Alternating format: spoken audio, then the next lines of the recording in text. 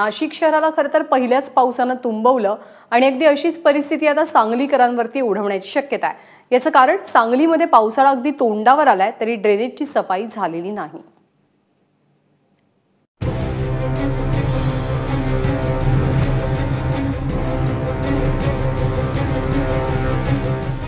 जो जिल्हा महाराष्ट्रातल्या कमी पावसाच्या जिल्ह्यांपैकी एक आहे, त्या जिल्ह्याला नेहमी अशा महापुराला सामोरं जावं लागतं।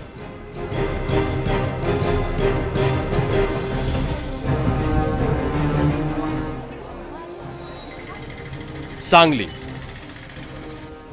आलमट्टी धरणाच्या भिंती या त्यासाठी कारणीभूत असल्या तरी आणखी एक कारण सांगलीला जलमय करण्यासाठी पुरेसं ठरतं आणि ते म्हणजे प्लास्टिक।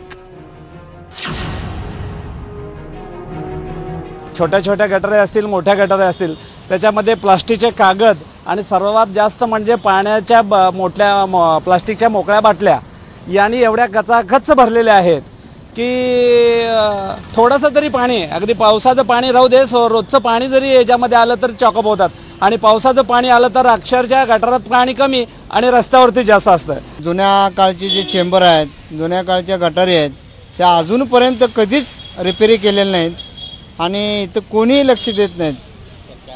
त्याच्यामुळे जर त्याच्यात जर कचरा वगैरे जर अडकला तर दुर्गंधी आणि डासांचा इतका कर्दनकाळ होतोय की इथं लोकांना आजारी पडून मेल्याशिवाय दुसरा कुठला गत्यंतर नाही आहे।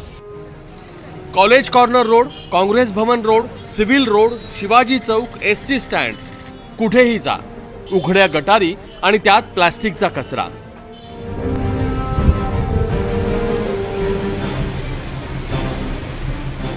उद्या हाच कचरा मोठ्या ड्रेनेजमध्ये अडकेल आणि सांगलीला पुन्हा तुंबवून टाकेल। प्लास्टिकच्या पिशव्या वगैरे सगळं वरून दवाखाने वगैरे आहे त्या तिथून सगळे खाली येऊन तुंबतात, त्यामुळे आम्हाला इकडं त्रास होतोय। आणि नगरसेवकला जर सांगितलं तर या बाजूचा म्हणतोय आमची हद्द नाही, इकडच्याला विचारलं की आमची हद्द नाही। सांगलीची भौगोलिक रचना ही कमालीची आहे, ड्रेनेजची व्यवस्था तर त्यापेक्षाही तिरसट। कारण कृष्णेला पाणी आलं की आधी जलमय होतो तो सांगलीचा मध्यभाग, हा शिवाजी चौक।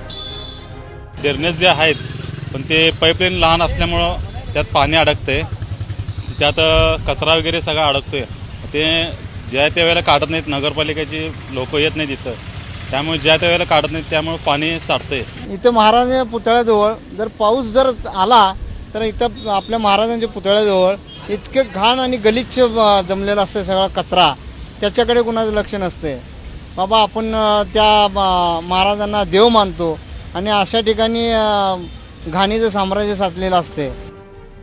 सांगलीतलं सांडपाणी वाहून नेण्याची जबाबदारी मोठ्या बंधाऱ्यावर आणि शेरी नाल्यावर असते, पण उद्या याच नाल्यांची तोंड प्लास्टिकनं बंद झाली तर पुन्हा 2005चा प्रलय अटळ आहे। तो टाळायचा असेल तर मनपानं तातडीनं कामाला लागण्याची गरज आहे। कुलदीप माने, एबीपी माझा, सांगली।